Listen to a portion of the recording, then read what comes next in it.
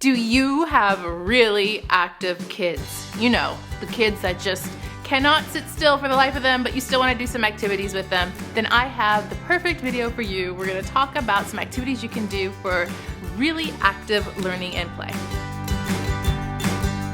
Hey you guys, it's Christina from the Purple Alphabet. I definitely fall in this category. I have some very active children, one in particular out of my 3 that just cannot sit still, but I still want to do learning activities with them. So I have some activities today that involve moving and learning all combined into one so you can keep those active kids engaged and learning.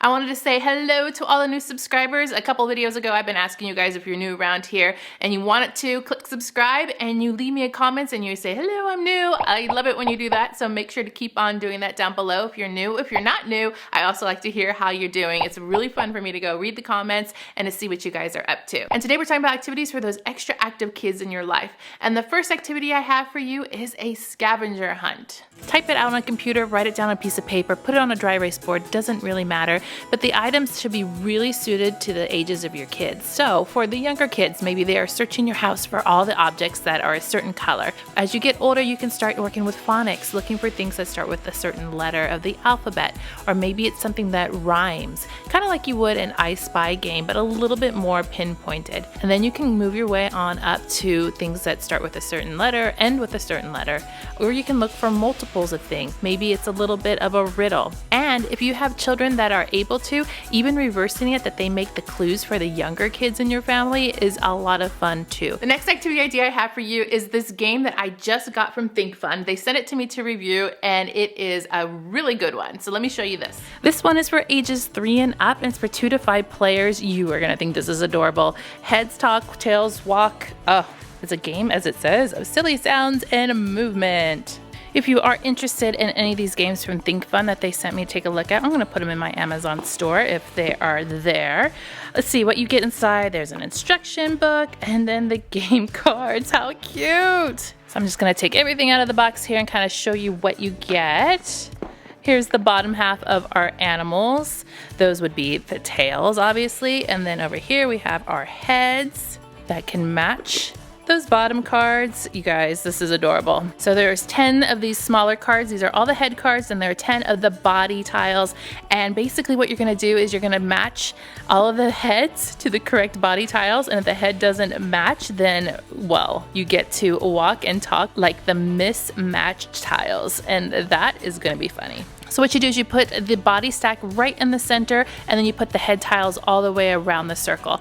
And you begin by picking one card, and if it doesn't match, then you have to perform the action of the body and the sound of the head. So you have to act like a snake and make sounds like the frog. Oh yeah, that's gonna be hilarious. Then once you all do this action, you can just turn back over that head card and this little one, it goes all the way at the bottom of the stack and you can try again. If you do match it, then guess what? You get to keep that animal and then you continue to the next person going around in the circle.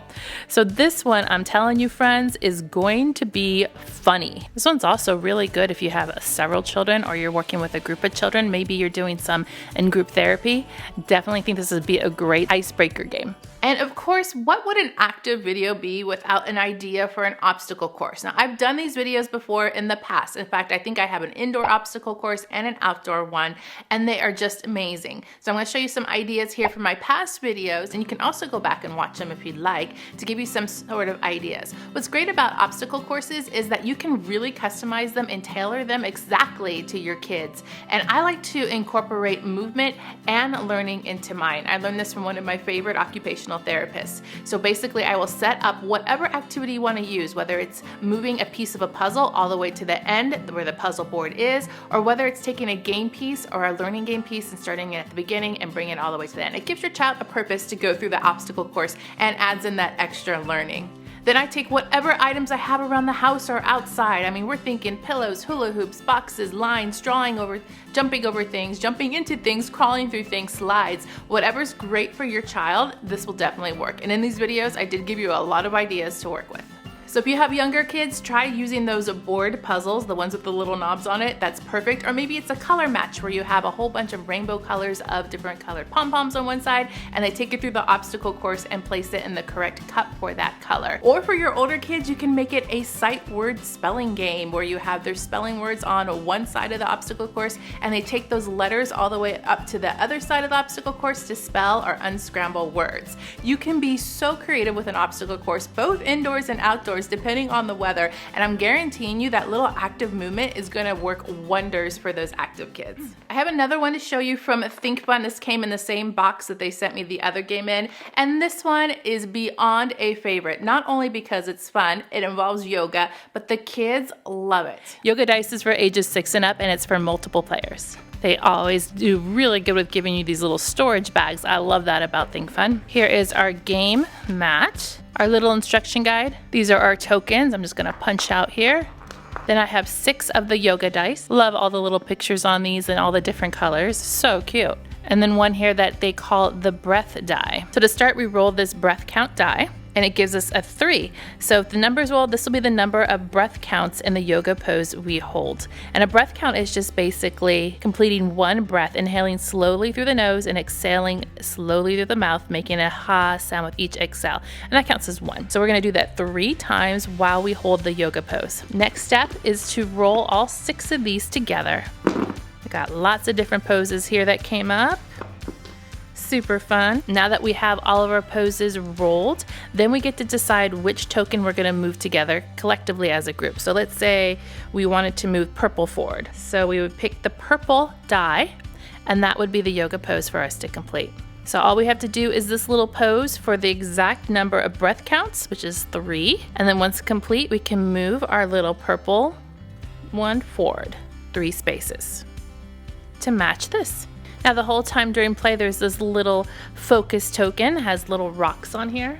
And as you play, this moves 1 space when you see it on the focus die. So your job is to make sure you complete the whole finished track before the focus token does. It's really cool in the instruction booklet. If you don't know any of these yoga poses or are unfamiliar with them, they go by color in the booklet so you know exactly how to do the pose.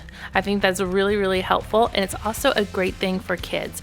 Practicing yoga and kind of centering and meditation is a perfect activity for calming. It's great to do before rest time or before bed just to kind of get your mind at ease. If you haven't tried doing a simple line of tape on your floor, you're missing out. Another one that came from a previous Purple Alphabet video are tape activities, where I talk about all kinds of things you can do on the floor with just a roll of masking tape.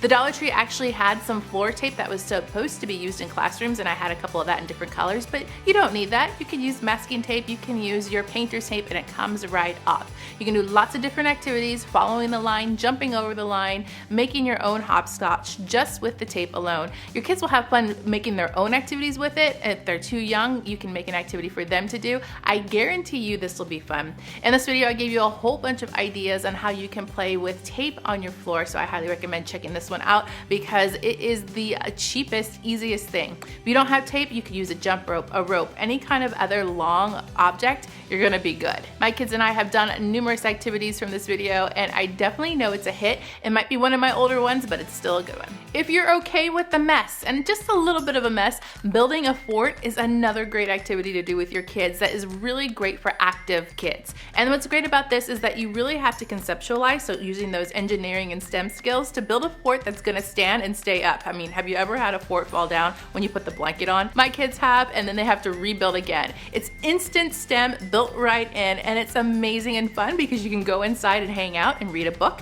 Extra learning there. Now the only problem is it's a little bit messy, I get it, but it's well worth it. They can use pillows, cushions, chairs, they even can use blankets to cover the top. Be extra creative. I promise you they are gonna love it if you haven't tried it. If you have used something that's really amazing for a fort, let me know down below in the comments because I'm always looking for new inspirations on fort building. If you have Post-its, pads of Post-its, you don't even necessarily need the Post-its, you could just use paper. I really like the Post-its though because it's sticky and the kids love to stick things on. But these are amazing to do some labeling. Now you can do this at any different level. So if you're starting off with the young kids, maybe you're matching colors. Go put your Post-it on something that's green, kind of like an I Spy game. But if you move on up through the edges, maybe you move on to phonics. Put a Post-it on something that starts with a B, B, B. Then for your writing kids or reading kids, you can actually write words on here or have them write words on when they label things around a room. You can do the whole house, you can do one room, you can make it a scavenger hunt, a seek and find, however you want to spin it. If you have older children, doing all kinds of fun sight words, spelling words are really great. Or if you're learning a different language, this is an amazing tool too. Just put the other language on the card and have them find that object. Perfect, easy, simple, with just some Post-its. Those are my ideas for keeping kids learning and engaging, especially if they're really super active, but these activities will work for any kid. Leave me your ideas down below in the comments because you guys have been giving me the best ideas recently. So if you also want to read those ideas, you're gonna want to check it out. I'm telling you, very inspirational. Make sure to click subscribe to see more videos like this and give me a thumbs up to show your love.